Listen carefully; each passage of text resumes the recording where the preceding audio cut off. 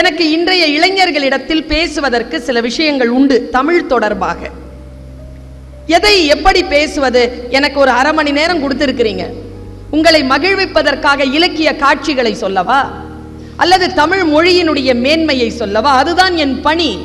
அதை மிக அழகாக நான் செய்வேன். நான் அதை செய்யத்தான் போகிறேன். அதற்கு முன்னால் உங்களிடத்தில் ஒரு விஷயத்தை சொல்லுகிறேன்.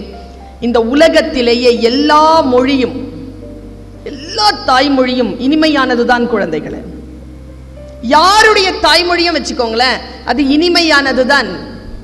ரசூல் கம்ஸ்தேவ் என்கின்ற ரஷ்ய கவிஞன் இப்படி எழுதினான்: செத்துக்கொண்டிருந்தேன், செத்துக்கொண்டிருந்தேன், யாரோ என் தாய்மொழியில் பேசினார்கள், எழுந்து கொண்டேன் என்று எழுதுகிறான். அவ்வளவு சிறப்பானது தாய்மொழி. உயிர் கொடுக்கும், அது தாய்ப்பால் போன்றது, கலப்படமற்றது. எல்லா மொழியும் இனிமையானதுதான். எனக்கு ஒரு 5 மொழி தெரியும். யூடியூப்லலாம் நான் இதை பேசி இருக்கிறேன். யூடியூப்ல பர்வீன் சுல்தானா அப்படின்னு சொல்லி போட்டு பார்த்தீங்கன்னா என்னுடைய பல பேச்சுகள் வரும். அதில் நான் சொல்லி இருக்கிறேன், எனக்கு ஒரு 5 மொழி தெரியுங்க. அந்த 5 மொழியில வீட்டில் நான் பேசுகிற மொழி இருக்குல்ல, என் தந்தையின் வழியாக என்னை வந்து சேர்ந்த மொழி உருது. நான் வீட்டில் உருது தான் பேசுவேன். என்னுடைய மார்க்கம் எனக்கு தந்த மொழி அரபி. வந்தவுடனே பார்த்தேன், மருதம் அப்படின்னு எழுதுற அந்த ஸ்டைல்லையே அந்த அரபி எழுத்துக்கள் இருந்தன. எனக்கு அரபி தெரியும். அடுத்து இந்த தேசம் என் மீது திணித்த மொழி ஹிந்தி. எனக்கு ஹிந்தி தெரியும். இந்த உலகம் நான் பேசியே ஆக வேண்டும் என்று என் பயணங்களில் என்னை கட்டாயப்படுத்திய மொழி ஆங்கிலம். எனக்கு ஆங்கிலம் தெரியும்.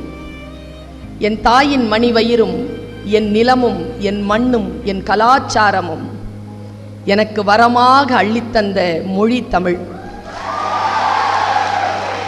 5 மொழிகளை தெரிந்து வைத்துக்கொண்டு நான் பேசுகிறேன். ஏதோ ஒரு மொழியை தெரிந்து அல்ல. உருதுவிலே முழுமையாக கவிதைகளை எழுதவும், கவிதைகளை சொல்லவும், கவிதைகளுக்கு வியாக்கியானம் தரவும் என்னால் முடியும். என் தகப்பனார் உருது கவிஞர். எனக்கு உருது தெரியும், எனக்கு ஆங்கிலம் தெரியும். இத்தனை மொழிகள் தெரிந்து கொண்டு நான் சொல்லுகிறேன், யாம் அறிந்த மொழிகளிலே தமிழ் மொழி போல் இனிதாவது எங்கும் காணும். எங்கேயுமே கிடையாதுங்க. உங்களுக்கு என்ன சிரமம் தெரியுமா? நீங்க சயின்ஸ் என்ன பண்றது? உங்க பிரின்சிபல் ஒரு வார்த்தை சொன்னாங்க என் பக்கத்துல உட்காந்துக்கிட்டு. உங்க அனுமதியோட சொல்றேன் மேடம். இதுங்கெல்லாம் கிளாஸ்ல உம்முன்னு இருக்கோம் மேடம். இப்ப பாருங்க இப்படி சிரிச்சிட்டு இருக்காங்க. இவர்கள் சொன்னார்கள், உம்முன்னு ஏன் தெரியுமா இருக்கிறோம்? சப்ஜெக்ட் படிக்கிறோம் பாருங்க. நான் ரொம்ப கொடுத்து வச்சவ. நான் சப்ஜெக்டையே தமிழா படிச்சவ. சப்ஜெக்டே தமிழ். எனக்கு தமிழ் லிட்ரேச்சர், தமிழ் லாங்குவேஜ். நீங்க சயின்ஸ், எனக்கு என்ன சந்தோஷம்னா, அறிவியலுக்கும் கலைக்கும் தொடர்பில்லை என்று சொல்லுவார்கள். கலைக்கும் அறிவியலுக்கும் தொடர்பில்லை என்று சொல்லுவார்கள். நான் உங்கள் மனங்களை பார்க்கிறேன். அந்த பெண் குழந்தைகள் அந்த புடவையை கட்டிக்கிட்டு அதை பிடிச்சிக்கிட்டு நடக்க தெரியாம நடந்து உள்ள வந்து வெளியில போய் இதுங்களாவது முயற்சி பண்ணுதுங்க. இந்த வேஷ்டி கட்டின பசங்க எழுந்தா என்ன ஆகுமோன்றதுனால நடக்கவே இல்லை, உட்கார்ந்துகிட்டே இருக்கிற சேவா உட்கார்ந்து. என்ன தெரியுமா, இது எனக்கு பழக்கம் இல்லை என்றாலும் நான் இன்றைக்கு இதை உடுத்த வேண்டும் என்று நினைக்கிறீர்கள் இல்லையா? நான் சொல்லுகிறேன், தமிழ் என்பது என் குழந்தைகளை வெறும் மொழி அல்ல. தமிழ் என்பது நம் உணவு, தமிழ் என்பது நம் உறவு, தமிழ் என்பது நம் உடை, தமிழ் என்பது நம்முடைய உணர்வினுடைய உச்சம். எல்லாம் உயிர், எல்லாம் தமிழ்தான். தமிழில் நின்று கொண்டுதான், தமிழர்களுக்காகத்தான், தமிழ்நாட்டிற்காகத்தான் நீங்கள் அறிவியல் படித்துக் கொண்டிருக்கிறீர்கள் என்பதை நினைத்து கொண்டால் போதுமானது.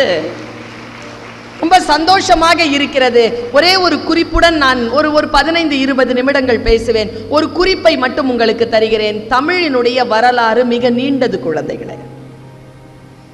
அந்த தமிழினுடைய வரலாற்றினுடைய நீட்சியை நாம் எத்தனை ஆண்டுகள் என்று சொல்லுகிறோம்? யாருக்காவது தெரியுமா? நான் ஒன்று சொல்றேன். இந்த எகிப்தியர்கள் இருக்காங்கல்ல, அவர்களுடைய வரலாறு எதை குறித்து அவர்கள் தன் வரலாறை தோண்டி எடுக்கிறார்கள் என்றால், இந்த பிரமிடுகள், பிணங்கள், மம்மிஸ், பிணங்களை கொண்டுதான் அவர்கள் தன் வரலாறை சொல்லுகிறார்கள். தமிழர்கள் எதை வைத்து வரலாறு சொல்லுகிறோம் தெரியுமா? அவர்களுடைய வரலாறு 5000 6000 என்று சொல்லுகிறார்கள். நம் வரலாறு எப்படிப்பட்டது தெரியுமா? நமக்கு பிணங்கள் எல்லாம் நம் இடத்தில் கிடையாது, எரிச்சிடுறோம். புதைச்சா கூட அதுக்கு மேல இன்னொன்னு போட்டுடுறோம். நம்மிடத்தில் எந்த கட்டடங்களும் இல்லை, எந்த ராஜாங்கத்தினுடைய எந்த ராஜாவினுடைய எந்த வரலாறும் நம்மிடத்தில் இல்லை. நாம் எதை வைத்து வரலாறு சொல்லுகிறோம்? தமிழர்கள் எதை வைத்து வரலாறு சொல்லுகிறார்கள் என்றால், தமிழர்கள் தன் நாபியிலிருந்து எழுகின்ற அந்த உயிர் மூச்சு காற்றோடு வெளிவருகின்ற தன் தாய்மொழியை வைத்துத்தான் நாம் தமிழர்களாகிய நாம் வரலாறு சொல்லிக் கொண்டிருக்கிறோம். தமிழ்தான் தமிழர்களுடைய வரலாறு. தமிழ் மொழிதான் செம்மொழி. 2004ஆம் ஆண்டு தமிழ் மொழியை செம்மொழி என்று மத்திய அரசாங்கம் அறிவித்தது உங்கள் எத்தனை பேருக்கும் தெரியும்? அதனுடைய 10 அமெண்ட்மெண்ட்ஸ்ல ஒரு அமெண்ட்மெண்ட் என்ன தெரியுமா? ஒரு மொழி எப்பொழுது செம்மொழியாக அங்கீகரிக்கப்படும் என்றால் அது 1000 ஆண்டுகளுக்காகவாவது பேசப்பட்டிருக்க வேண்டும், 1000 ஆண்டுகளாவது அதில் கலை இலக்கியங்கள் இருக்க வேண்டும். தமிழினுடைய தொன்மை என்ன தெரியுமா? கீழடியில் போய் பாருங்கள், கீழடியை தோண்டி எடுத்திருக்கிறார்கள். 15000 ஆண்டுகளுக்கு மேலான பாரம்பரியமும் வரலாறும் கலையும் இலக்கியமும் சார்ந்ததுதான் தமிழர்களுடைய வரலாறு. கிடைத்திருக்கக்கூடிய வரலாறை வைத்தாலே 3000 தேரும் நமக்கு. ஆங்கிலம்னு பேசுறல அற்புதமான மொழிங்க ஆங்கிலம். நான் எந்த மொழியையும் குறை சொல்பவள் இல்லை, எனக்கு எல்லா மொழியும் பிடிக்கும், எல்லா மொழியும் உயிர்ப்பானது என்பதிலே எந்த ஒரு சந்தேகமும் இல்லை. ஆனால் அதனுடைய வரலாறு 800 ஆண்டுகள் தான். ஆங்கிலத்தினுடைய வரலாறு 800 ஆண்டுகள் தான். ஆனால் தமிழினுடைய வரலாறு 15000 ஆண்டுகள் என்பதனை மட்டும் நாம் தெரிந்து கொண்டால் நிச்சயமாக நமக்கு ஒரு பாசமும் ஒரு அழுத்தமும் அதன் மீது ஏற்படும். முதல்ல நீங்க எல்லாருமே நாளையிலிருந்து ஒரு வேலை செய்யுங்க. இன்னைக்கு நைட்ல இருந்து கூட பண்ணலாம். இங்கிலீஷ்ல பேசினா இங்கிலீஷ்ல பேசு, தமிழ்ல பேசினா தமிழ்ல பேசு. இது பண்ணா போதும். தமிழையும் ஆங்கிலத்தையும் கலக்காதீங்க.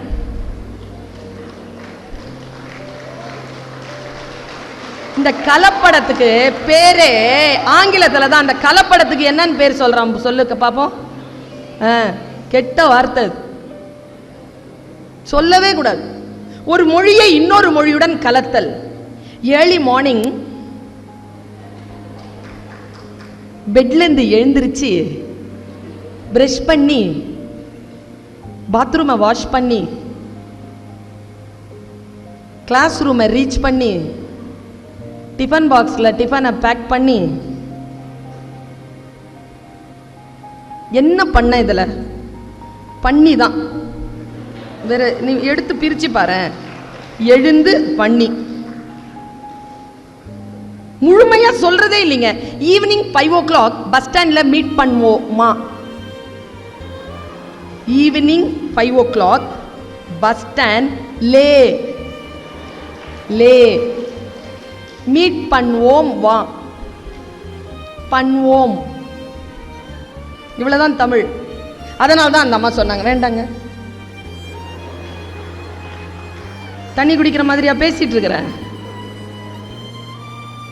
தெரியல எனக்கு. அப்படியா இன்னும் கொஞ்சம் நல்லா பேசுவேன்னு கொடுக்குறாங்களோ என்ன? தமிழை முழுமையாக பேசுங்கள். நீங்க ஆங்கிலத்தையும் சுருக்கி கொண்டீர்கள் குழந்தைகளே.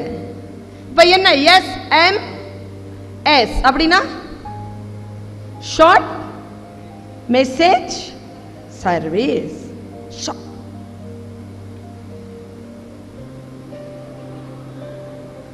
வேர் ஆர் யூ? அவனை வெட்டி வெயில்ல போடணும். என்ன எனக்கு இந்த மொழியை கொலை செய்யறவனை மட்டும் தாங்காதுங்க எனக்கு.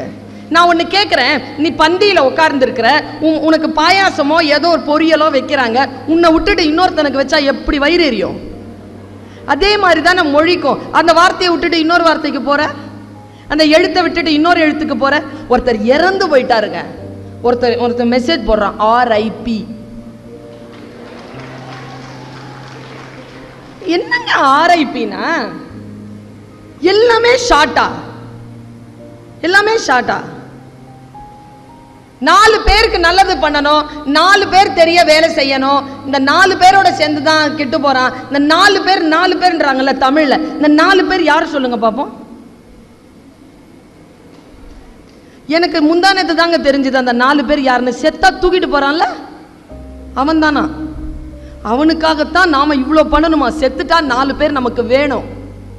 அந்த 4 பேருக்காகத்தான், அந்த 4 கணக்காத்தான் தமிழ் அதைத்தான் சொல்கிறது. உலகத்திற்காக. நேத்து என் பையனை நான் ஒரு வார்த்தை, உங்க வயசு தான் அவனுக்கு, இப்போ ஃபர்ஸ்ட் இயர் முடிச்சு செகண்ட் இயர் 3rd செமஸ்டர்ல இருக்கிறான், லா காலேஜ்ல இருக்கான். அவன் சொல்றான், முட்டாள்தனமா பேசாதப்பா அப்படின்ட்டேன். அவன் ஒரு வார்த்தை சொன்னான் பாருங்க, எனக்கு ஆச்சரியமா இருந்ததுங்க.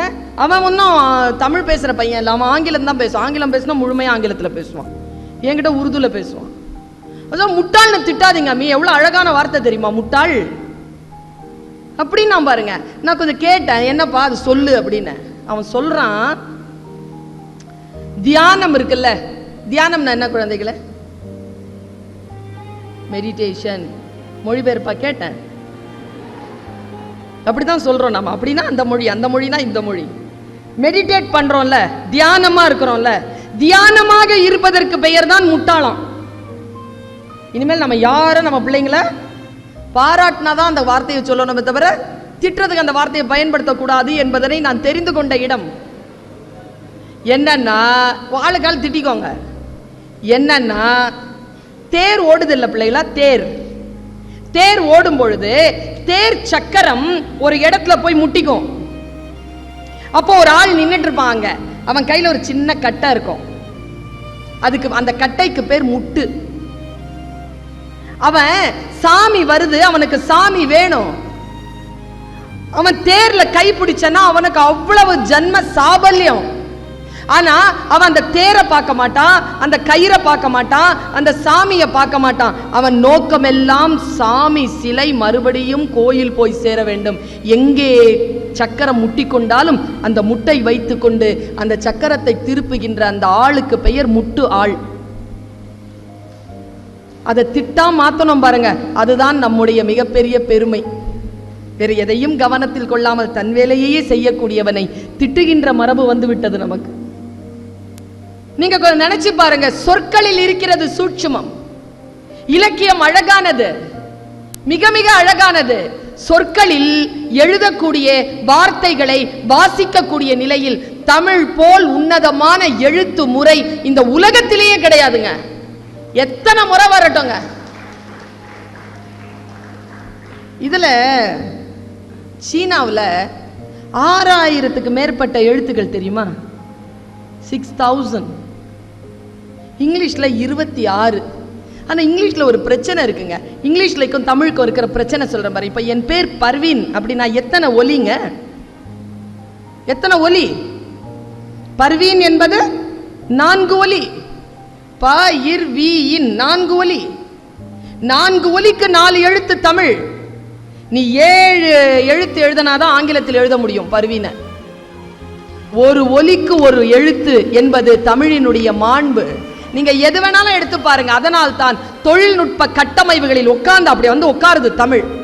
தமிழினுடைய உயிர் எழுத்துக்கு 12ங்க, மெய் எழுத்து 18. இந்த ரெண்டுத்தையும் இந்த 30 எழுத்துக்கள் இருக்கு இல்லையா, அதுக்கு ஒரு ஆசிரியர், என்னுடைய முதுகலை ஆசிரியர் ஒரு விளக்கம் கொடுத்தாருங்க. நான் மறக்கவே மாட்டேன், அந்த விளக்கத்தை மறக்கவே முடியல என்னால. உயிர் என்பது தனித்தும் இயங்கும், உடலோடு சேர்ந்தும் இயங்கும்.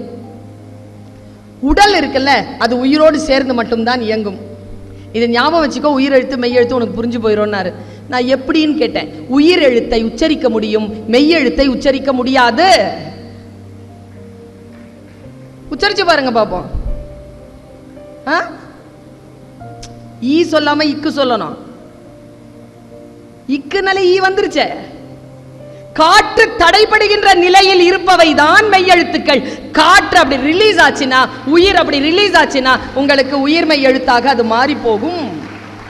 அதுதான் தமிழனுடைய மாட்சி, அதுதான் தமிழனுடைய பெருமை. அதனால்தான் உயிர் மெய் என்று சொன்னார்கள். மெய்ங்கிற சொல்லுக்கே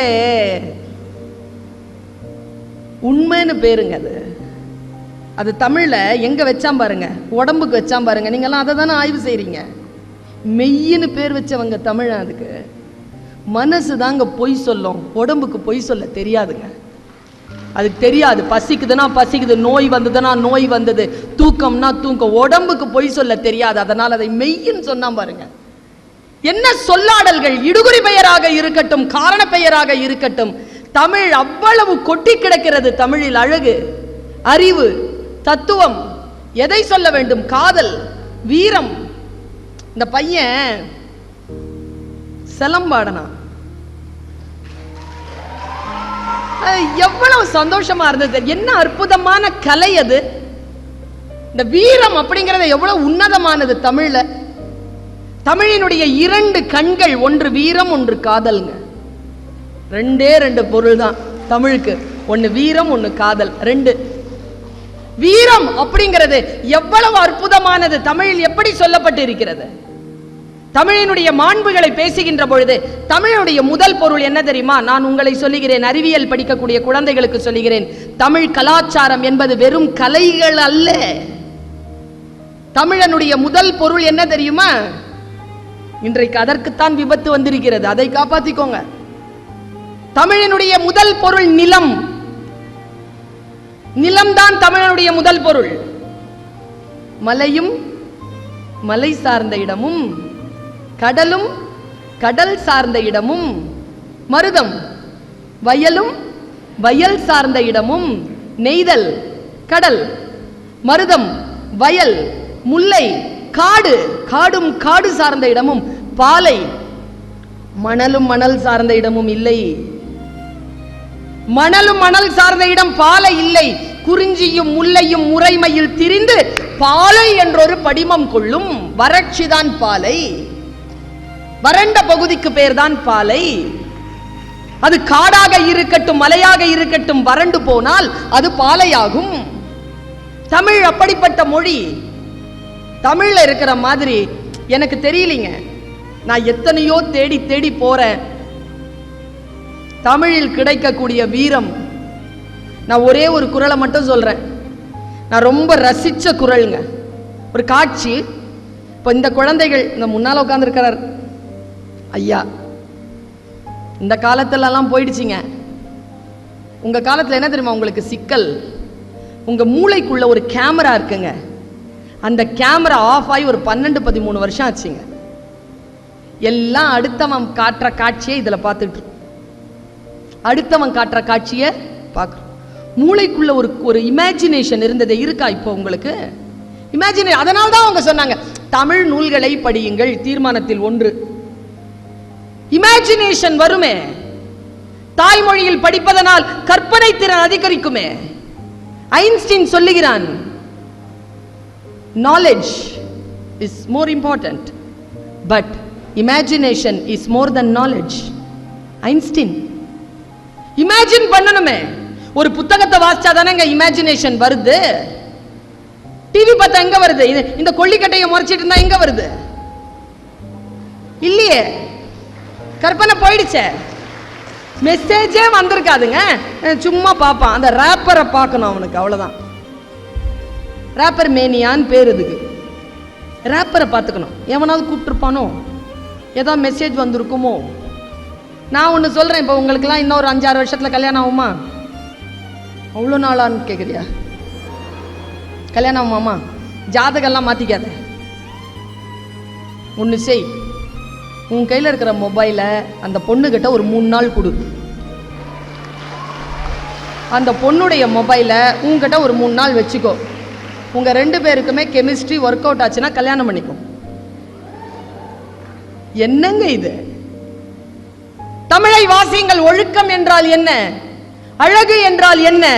அன்பு என்றால் என்ன? ஆரோக்கியம் என்றால் என்ன என்று நமக்கு தெரிந்து போகின்ற மாட்சிமை கொண்ட மாண்பமைந்த பண்பாடு தமிழர் பண்பாடு. அதற்குள்ள நாம இல்ல. இந்த கேட்ஜெட்டை பயன்படுத்துறதுக்கு நான் ஜீன் போடணுங்கிற அவசியம் இல்லை. இந்த கேட்ஜெட்டை பயன்படுத்துறதுக்கு நான் டிஸ்கோ ஆடணுங்கிற அவசியம் இல்லை. தொழில்நுட்பத்திற்கும் கலாச்சாரத்திற்கும் சம்பந்தம் இல்லை.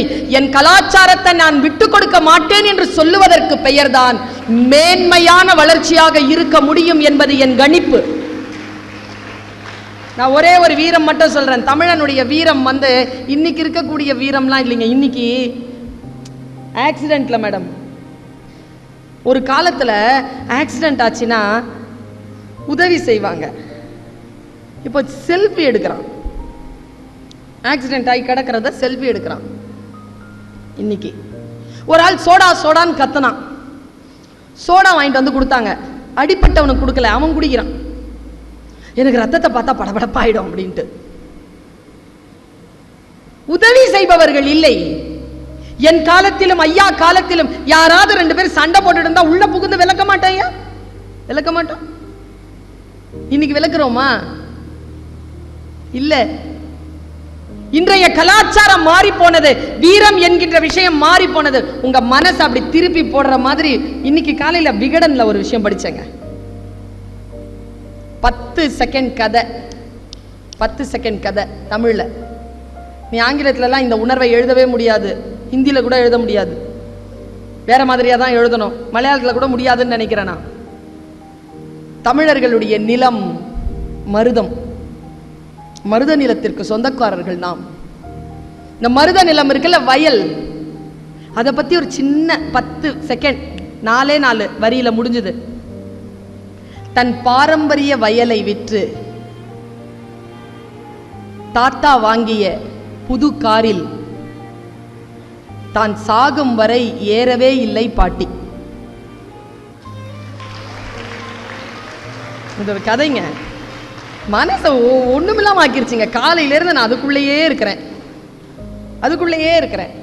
காசு, பணம், வசதி, வாய்ப்புகள் அடுத்தவர்களுக்கு காட்டக்கூடிய விஷயம் கிடையாதுங்க. மரபு என்பது உள் நிறைந்தது, ஆரோக்கியமானது, அன்பானது. அன்பு என்பது புத்திசாலித்தனமானது, வன்முறை முட்டாள்தனமானது. வீரம் என்பது அன்பு சார்ந்தது. தெரியுமா உங்களுக்கு? தமிழ் மரபிலே அன்பு என்பது வீரம் சார்ந்தது. வீரம் என்பது அன்பு சார்ந்தது. எழுதி வச்சுக்கோங்க. இப்போ நான் வெளியில போறேன், ஒரு 10 நிமிஷம் தான் உங்ககிட்ட பேசி இருந்தாலும் ஒரு அம்மா ஸ்தானத்துல ஒரு பாசம் வருமா இல்லையா உனக்கு? யாரோ என்ன ஏதோ அடிக்கிறதுக்கோ ஏதோ கிண்டல் பண்றதுக்கோ வராங்க, நீ மறிக்க மாட்ட, போய் இப்படி நிக்க மாட்ட. அப்ப அன்பு வீரம் சார்ந்தது தானே. அன்பு வந்து அறம் சார்ந்தது தானே. தமிழனுடைய மரபு அறம் என்பது அன்பிற்கு, அறத்திற்கே அன்பு சார்பு என்பர் அறியார், மரத்திற்கும் அகுதே துணை. வள்ளுவம். மரத்திற்கும் அகுதே துணை, வீரத்திற்கும் அன்புதான் என்று பேசுகிறது வள்ளுவம். நான் ஒரு காட்சியை சொல்றேன். நீங்க கேமரா, மைண்ட்ல இருக்கிற ஒரு கேமரா ஆன் பண்ணுங்க. நான் ஒரு காட்சியை சொல்றேன். போர்க்களம். வீரத்தை சொல்றேன், காதலை சொல்றேன். டைம் முடிஞ்சிரும்னு நினைக்கிறேன். எனக்கு அப்படி உட்கார்ந்துட்டு இருக்கான். சங்கு ஒலிச்சிருச்சு. களத்துல குதிக்கிறான். யாரு? நம்ம வீரன். குதிச்சுட்டு அவன் கையில வேல் இருக்கு. இது குறள்ங்க. குறள்ல இருக்கிற ஒரு காட்சி. இந்த SRM ஃபிலிம் டெக்னாலஜி காலேஜ் இருக்குல்ல, காட்சிப்படுத்தலும் கதை சொல்லுதலும்க்கு நான் தான் வந்து சிலபஸ் டிசைனர். சிலபஸ் டிசைன் பண்ணி கொடுத்துருக்கேன் அவங்களுக்கு, ஃபிலிம் டெக்னாலஜி பிள்ளைகளுக்கு. இங்கிருந்து தான் எடுக்கிறது, தமிழ்ல தான் எடுக்கிறது. தமிழ் வகுப்பு தான் அது. ஒரு காட்சி பாருங்க. அவன் கையில வேல் வச்சிருக்கான். அவன் எல்லாரையும் அடிச்சுட்டே இருந்தவன் என்ன பண்ணா, நேரம் ஒரு யானை கிட்ட போயிட்டாங்க. யானையும் அவனை பார்த்துருச்சு. இப்ப 2 பேரும் போர்ல இருக்காங்க. இவன் என்ன பண்ணிருக்கான், கரெக்டா அந்த வேல் எரிஞ்சு எடுத்து வேலை அடிச்சிட்டான். யானையினுடைய மத்தகத்துக்குள்ள வேல் போயிடுச்சு. அவ்வளவுதான். இன்னும் கொஞ்ச நேரத்துல யானை இறந்துரும். ஆனா அந்த யானைக்கு ஒரு ஃபோர்ஸ் இருக்கு. அந்த ஃபோர்ஸ்ல அது சாகல, முன்னேறுது. இன்னும் ஒரு வேல் இருந்ததுன்னா அவன் அடிச்சிருவாங்க யானைய. அவன் கையில ஒரு வேல் தான் இருக்கு. அவன் வேல் தேடுறான். கண்ணில் காட்சி வருதா? முன்னால மத்தகத்தில் வேல் பாய்ந்து ஒரு யானை வருகிறது. இந்த பக்கம் அந்த பக்கம் தேடுறாங்க. அவனுக்கு வேல் கிடைச்சிருச்சு. எங்க இருந்ததுன்னா, பகைவன் எறிந்த வேல் அவன் நெஞ்சில் இருந்தது. அந்த நெஞ்சை பார்த்து அவன் சிரித்தான் என்று எழுதினார் வள்ளுவர். வேலை பார்த்து சிரிச்சானாங்க. பாருங்க, குறளை பாருங்க. கைவேல் களிற்றொடு போக்கி, கைவேல் களிற்றொடு போக்கி வருபவன் மெய்வேல் பரியா நகும், பறித்து கொண்டே சிரித்தானா. டே வேல் கிடைச்சிருச்சுடா, இனி யானையா நானான்னு பார்த்துக்கிடுவோண்டான்ட்டு அந்த ஃபீல்டில் நின்னானா நம்ம வீரன், களத்தில் நின்றான் வீரன். யோசித்து பார்க்கிறேன், காதல் வீரம் என்பது ரெண்டும் கண்கள் என்று சொல்லுகிறார்களே, இந்த போர்க்களத்தில் காதல் பார்க்க முடியுமா? இப்படி ஒரு யோசனை வரும்பொழுது ஒரு காட்சி கொடுக்குறேன் தமிழ்ல. எவ்வளோ நாளைக்குங்க இந்த இதே படிச்சுட்டு இருப்பீங்க? அனாட்டமி,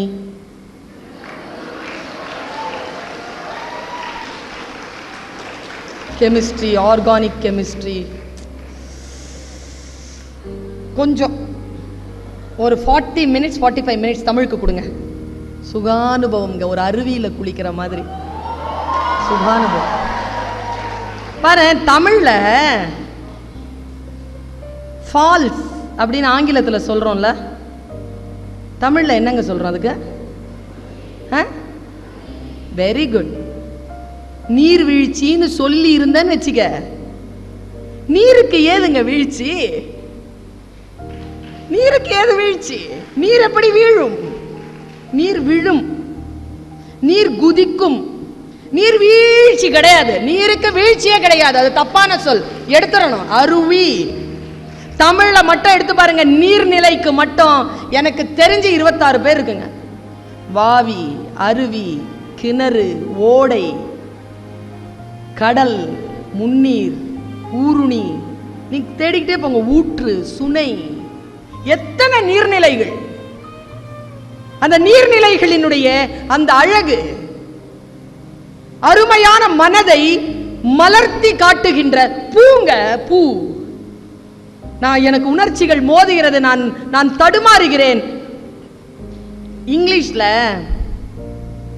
என்னன்னு சொல்வேன் நீ பூவ? அப்புறம் அப்புறம் அப்புறம் ஏய் நான் சொல்லவா? பூ பாரு, மொட்டு. பூ எங்க? உண்மையே மாஸ்டருங்க, தமிழை கண்டுபிடிச்சவன் மாஸ்டருங்க. இதை பாருங்க, மொட்டுங்க. கொஞ்சம் இப்படி அப்படி கொஞ்சம் அப்படி இருந்தா அரும்பு, இப்படி கொஞ்சம் அப்படி என்ன போது, இப்படின்னா அலர், இதுனா பூ, இதுனா மலர், இது வி. பொசிஷன்ல பேர் வச்சான் பாருங்க. எந்த பொசிஷன்ல பூ இருக்குதோ பூ மலர மலர பேர் வச்சாங்க. பூ மலரத யாராவது பார்த்திருக்கோமா? மலர மலர பேர் வைக்கிறானே இவன், மலர மலர பேர் வைக்கிறான். பெண்கள் வளர வளர பேர் வைக்கிறான். பேதை, பெதும்பை, மங்கை, மடந்தை, அறிவை, தெரிவை, பேர் இளம்பெண். கடைசியா முடிச்சாம்பார். பொண்ணுகிட்ட வயசை கேட்க கூடாதுன்னு சொல்றோமா இல்லையா? பேர் இளம்பெண். ஆம்பளைங்களுக்கும் இருக்கு, 7 பருவம் இருக்கு. ஆண்களுக்கும் இருக்கு, பெண்களுக்கும் இருக்கு. பாருங்க, நான் தொட்டு விட்ட இடத்துல இது தொடர்கிறேன். போர்க்களத்தில் ஒரு காதல் காட்சி. இந்த கலவரத்திலையும் ஒரு கிளுகிளுப்பு. போர்க்களங்க. கேமரா ஆன் பண்ணுங்க. நேரம் நெருங்குகிறது, இன்னொரு 5 மினிட்ஸ். போர்க்களம். charismatic wife, so lovable wife. அந்த மாதிரி 2 வைஃப் எனக்கு தெரியும்.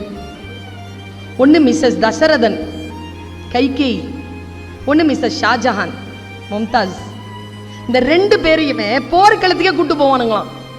இவங்க புருஷமாருங்க போர்க்களத்துக்கே கூட்டு போவாங்க. அந்த மாதிரி ஒருத்தன் பயங்கரமான லவ் பண்றான் மனைவியை, போர்க்களத்துக்கு கூட்டு போயிட்டான். இந்த பொண்ணும் நான் நீ போனாலாம் நான் இருக்க மாட்டேன், நீ பிரிவினும் சுடுமோ பெருங்காடு அப்படின்ட்டு வந்துட்டான். கூடவே வர்ற காட்சி ஆரம்பிக்குது. இதை எழுதியவர் ஜெயங்கொண்டார். எழுதப்பட்ட நூல் பரணி. ஆனை 1000 அமரிடை வென்ற மாணவனுக்கு வகுப்பது பரணி. 1000 யானைகளை எவன் ஜெயிக்கிறானோ அவன் பேர்ல தான் பரணி பாடப்படும். அப்படி பாடப்பட்ட ஒரு பரணி இலக்கியத்தில் ஒரு காதல் காட்சி. போர்க்களம் போயிட்டு வைஃப் அனுப்பி வச்சுட்டா, தன்னுடைய மனைவி காதலனை கணவனை அனுப்பி வச்சுட்டான். அவன் போறான். நான் ஏன் காதலனை கணவனைன்னு 2 வார்த்தை சொன்னேன்னா, தமிழ் மரபுல ரெண்டும் ஒண்ணுதான், வேற வேற இல்லை, அதனால சொன்னேன். அனுப்பணுமா? நான் இன்னைக்கு சண்டை போட்டேங்க, பிரஸ் மீட்லயே சண்டை போட்டேன். காதல் கணவனை கொன்று கள்ளக்காதலுடன் மனைவி ஓட்டம். நான் சொன்ன வேர்டே தப்புன்னு முதல்ல. காதல் அப்படிங்கிற ஒரு சொல் வந்துருச்சுனால கொல்ல முடியாதுங்க, உயிரை தான் கொடுப்போமே தவிர கொல்ல மாட்டோம். காதல் வந்துருச்சுன்னா, காமம் இருந்ததுன்னா அது வேறு. நான் பேசுறதெல்லாம் காதல், லவ், இஷ்க், சரியா? பியார், தெரிஞ்ச மொழியெல்லாம் சொல்லிடுறேன். போற ஆரம்பிச்சிருச்சு. வைப் பார்த்துட்டு இருக்கா, சரியா களமாடுறான் அவன் காதலன். அப்படி ஒரு வேல் வச்சுக்கிட்டு நம்ம தம்பி ஆடினான்ல முன்னால, அந்த ரேஞ்சில் ஆடுறான். அவனை வேற எப்படிதான் புகழறதுன்னு தெரியல எனக்கு. ரொம்ப அழகா ஆடுறான், அவ்வளோ லாபகமா ஸ்டைலிஷா பாக்குறான். வைப் பார்த்துட்டே இருக்கா. திடீர்னு என்னாச்சு, பகைவனுடைய வேல் அவன் மார்புல பாஞ்சிருச்சு. அவன் இப்படி சாயிறாங்க.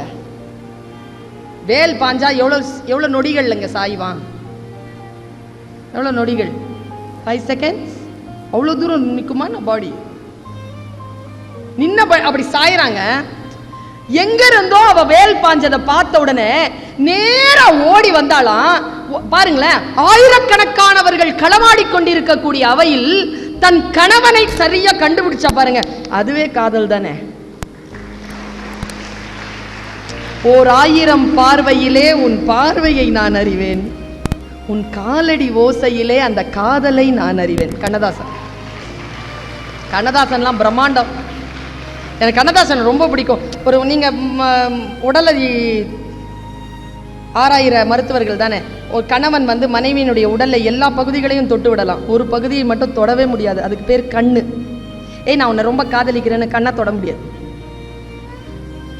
கண்ணதாசன் எழுதின காதலனுக்கு காதலியின் கண்களை தொட வேண்டும். எல்லாமே தொட்டாச்சு, கண்ணை தொடணும். இப்போ கண்ணை தொடாம எப்படி போறது? அவன் எழுதுறான், கண்ணதாசன் எப்படி வரிகளை எழுதுறான் பாரு.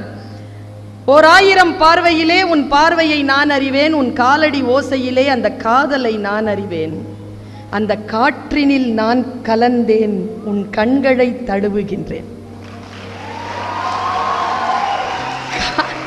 காத்துல கலந்து கண்ணை தழுவன காதலன், தமிழ் காதலன். அந்த மாதிரியான காதலன் கீழே விழுகிறான். தன் உயிருடும் ஆன்மாவோடும் ஒன்றிணைந்த கணவன் கீழே சாய்கின்ற அந்த வினாடியில ஜெயங்கொண்டார் எழுதுகிறார், ஓடி வந்து தன் உடம்பால தன் புருஷன் உடம்பு அப்படி தாங்கிட்டாளாம். புருஷன் உடம்பு மேல விழுது, இவ கீழே விழுந்துட்டான். அவன் சாவரத்துக்கு முன்னால செத்துட்டான். இதுதான் விஷயம். பாட்டு சொல்றேன் பாருங்க. இதுல என்ன தெரியுமா, ஆம்பளை பிள்ளைங்கள்லாம் கை தட்டுவாங்க. இதுல ஐயோ நமக்காக ஒருத்தி அப்படி ஓடி வந்து செத்து போயிட்டா எவ்வளோ நல்லா இருக்கும், அந்த மாதிரி ஒரு பெண்ணுக்காக தானே காத்திருக்கிறான். அவ செத்ததுக்கு ஒரு காரணத்தை சொல்றார் ஜெயங்கொண்டார். அதான் இங்க கவிதையே. என்ன இருந்தாலும் மண்ணுனாலும் அவன் பொண்ணு தானே.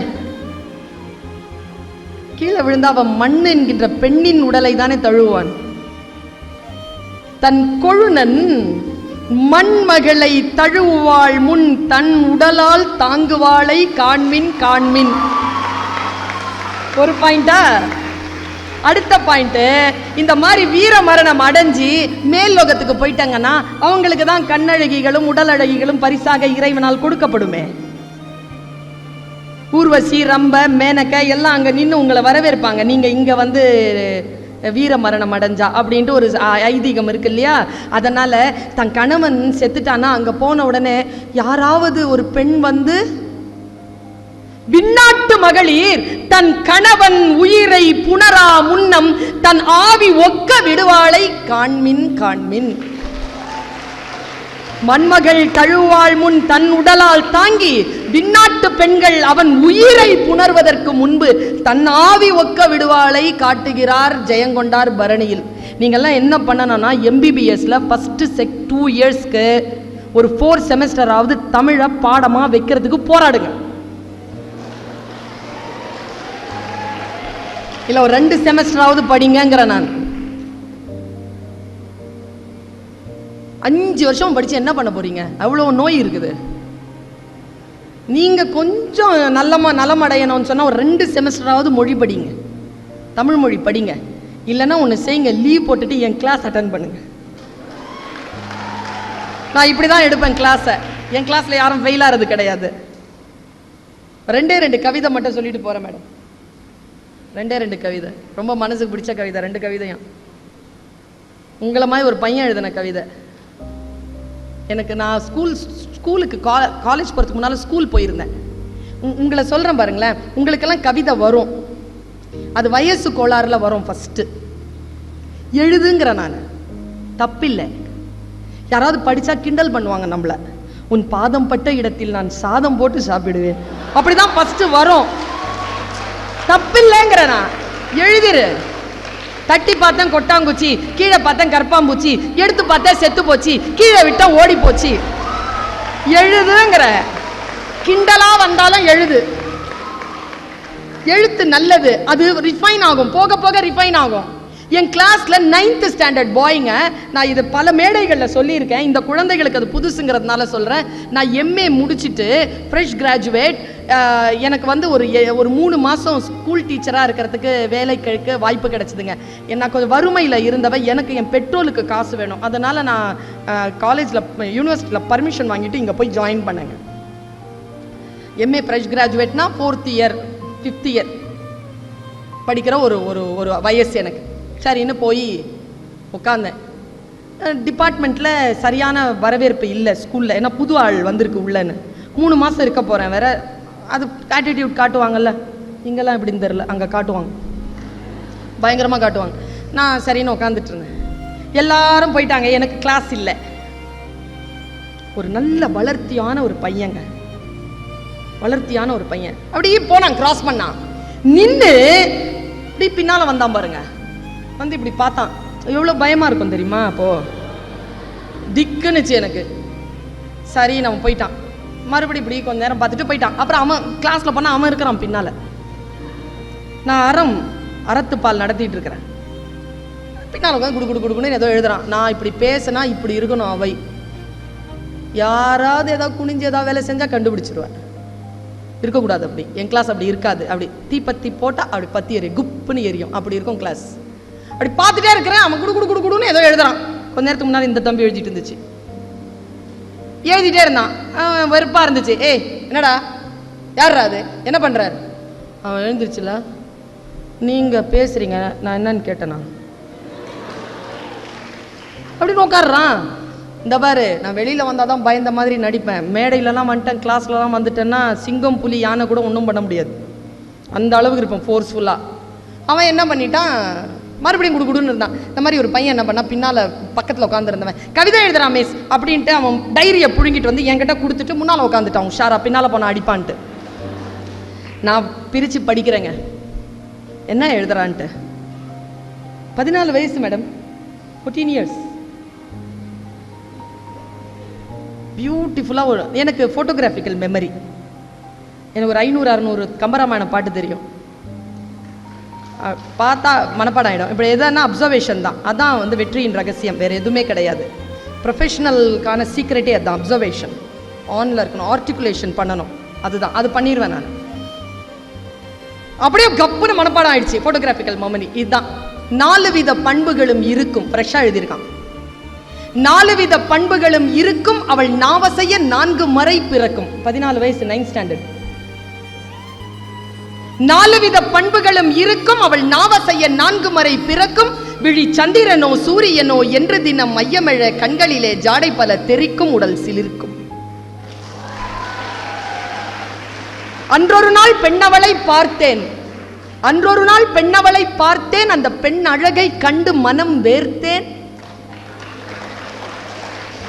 இன்னிசை வெண்பா டேஷ் போட்டு அட அட பீடி வாங்க காசு இல்லை பென்சு வண்டி யோசனையா என்று மனம் சொன்னவுடன் மறந்தேன் உடனே இறந்தேன் என்று எழுது. எனக்கு எங்கிருந்து தான் கலவரமாச்சுன்னு தெரியல. புத்தி நேரம் திருக்குறள் எல்லாம் அப்புறமா பார்த்துக்கலாம் மூடி. ஏய் வெள்ளவான், நீ நம்ம ஜாதிக்கார பயலா இருக்கிற, கவிதை எழுதுற, சொல்லு என்னது என்னது இது? மேஸ் தந்துருங்க மேஸ், இன்னைக்கு தான் நீங்கள் வந்திருக்கிறீங்க, உங்களை காலையில் தான் நான் பார்த்தேன், கொடுத்துருங்க. என்னை பற்றி உங்களுக்கு தெரியாதே? எல்லாம் தெரியும். யாரா இது? என்னது இது? மேஸ் I am a bad boy அப்படி நான் பாரு. நானும் பாய் தான். சொல்லு, எது கேட்குறீங்க? சூப்பராக இருக்குடா, குழந்தை மாதிரி ஆனாம் பாருங்க சட்டுன்னு. நிஜமாவா மிஸ் அப்படின்னா? ஆமாடா சூப்பராக இருக்குடா. யாருக்கிட்டையும் சொல்ல மாட்டீங்களே? சொல்ல மாட்டேன்டா. பிரின்சிபல் கிட்ட போட்டு கொடுக்க மாட்டீங்களே? போட்டு கொடுக்க மாட்டேன்டா. பேர் சுஜாதா மிஸ் +2. சொன்னா சார், நான் சொன்னேன் எப்படிடா +2ங்கிற, நீ 9th ஸ்டாண்டர்ட் இருக்கு. நான் 3 வருஷம் ஃபெயில் மிஸ். பாரு, அந்த ஞாபகத்தில் இவன் ஃபெயில் ஆகியிருக்கிறான். அவனை வழிபடுத்துறதுக்கு யாரும் இல்லை, மொழியை அவனை சரி செய்வதற்கு நல்ல ஆசிரியர் இல்லை. நான் சொன்னேன், பார் இந்த பொண்ணெல்லாம் தூக்கி வை, அது ஒரு இன்ஸ்பிரேஷனாக வச்சுக்கோ. இந்த கவிதை உன்ன மாதிரி யாருக்கும் வராதரா. எழுதுறியா? எனக்கு எழுத வருது மிஸ், ஆனால் எனக்கு சரியாக தெரியல மிஸ், நீங்கள் சொல்லி தரீங்களா? மிஸ் என்னோடலாம் நின்று பேசாதீங்க, உங்களுக்கு கெட்டதுன்னு சொல்லிடுவாங்க, நீங்கள் சொல்லுங்கள், நான் ஏதாவது ஒரு இடத்துல வந்து உங்ககிட்ட பேசுகிறேன். ஒன்றும் இல்லை, நீ ஸ்டாஃப் ரூம்க்கே வந்து பேசு. ஸ்டாஃப் ரூம்க்கெல்லாம் வந்து பேசுடா, நான் பார்க்குறேன், வந்து பேசு. வந்தான் உட்காந்தான். நான் சொன்னேன், நல்லா எழுதுற, ராகத்துக்கு எழுதுவியா? தெரியாது மிஸ். தத்தகாரம் போடுறேன், எழுதுவியா? தெரியாத மிஸ், நான் சொல்லித்தரேன், எழுதுவியா? எழுதுறேன் மிஸ். எழுதுனா நீங்கள் எனக்கு என்ன தருவீங்க அப்படின்றான்.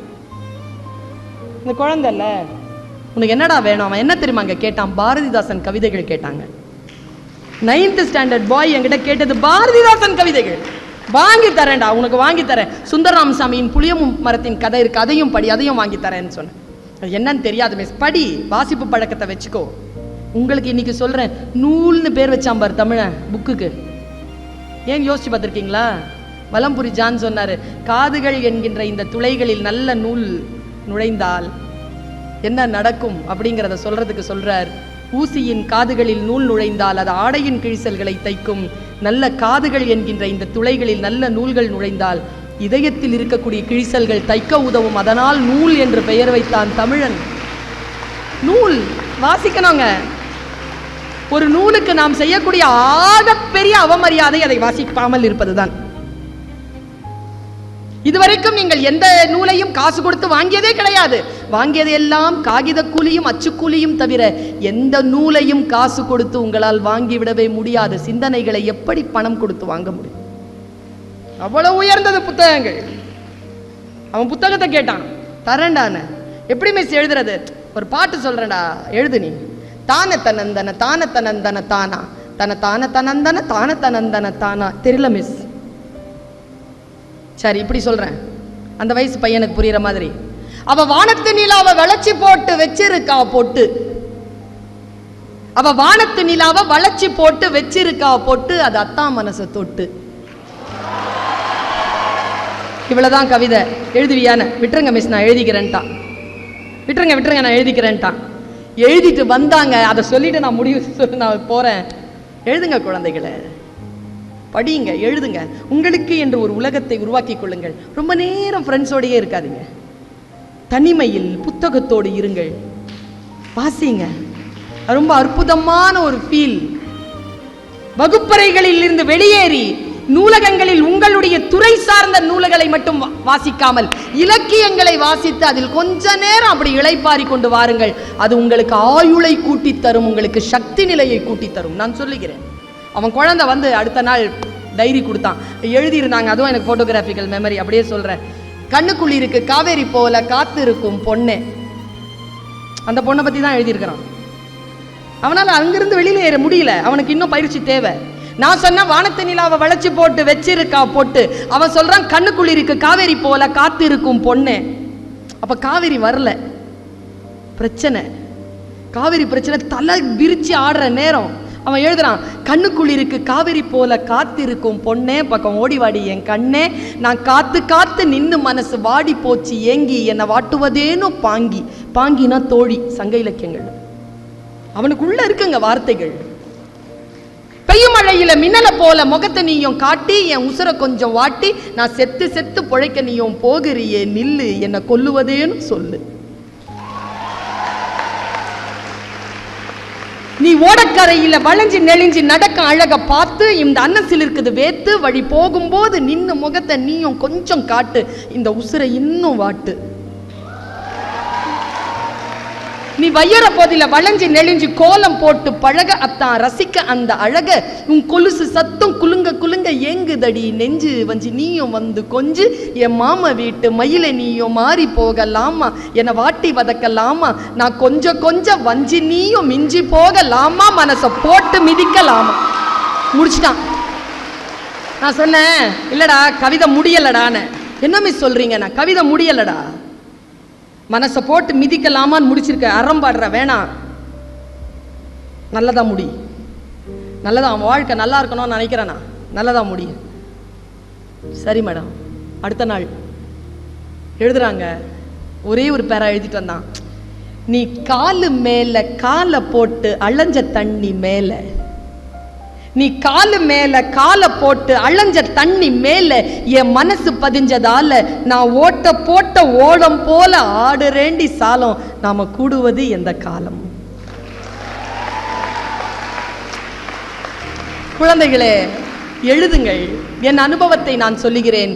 மிக பெரிய பெரிய ஜாம்பவான்கள் எழுதிய எழுத்துக்களையும் வாசித்திருக்கிறேன், மிக சாதாரணமானவர்கள் எழுதிய எழுத்துக்களையும் வாசித்திருக்கிறேன். மனிதர்கள் தான் உயர்ந்தது தாழ்ந்தவர்கள் என்று பேசப்படுகிறார்களே தவிர, எழுத்துக்கள் எப்பொழுதும் உயர்ந்ததாகவே இருக்கின்றன.